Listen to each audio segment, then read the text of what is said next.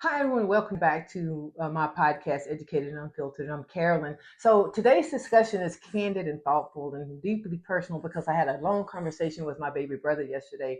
And for many families across the United States, particularly within the African American community, I want to examine the issue of generational poverty, not merely experiencing temporary financial hardship, but generations of families enduring economic instability without accumulated wealth, financial security, or resources to pass down. So, for many individuals, aging is often associated with stability and security. It is expected to represent the ability to support children, our nephews, our nieces, our grandchildren, and even our aging parents. But what counts here is where there is little to nothing available to provide.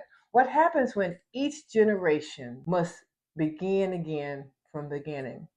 For many African American families, financial hardship is not simply the result of poor decisions, as society often suggests that, those blacks they're just making bad decisions. That's why they don't have any money. It is deeply connected to historical and systemic inequity. And I always tell people until you've walked a mile in our shoes and lived a day in our skin, included the limited opportunities for housing, discrimination, unequal access to education, wage disparities, mass incarceration, medical debt, predatory lending practices, generations of individuals striving merely to just survive.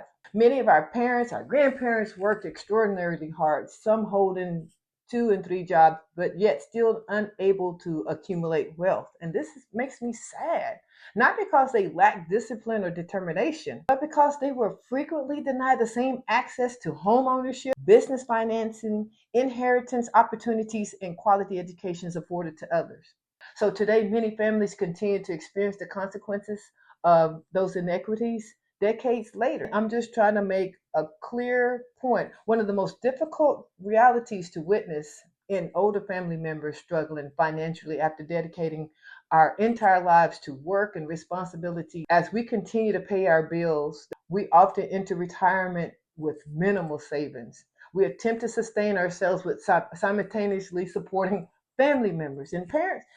As sisters and brothers, we lean on each other. We ask each other for loans. We ask each other for support. We try to do the best we can. But the expectation often remains help the family, take care of everyone. Don't forget where you came from. I'll never forget where I came from.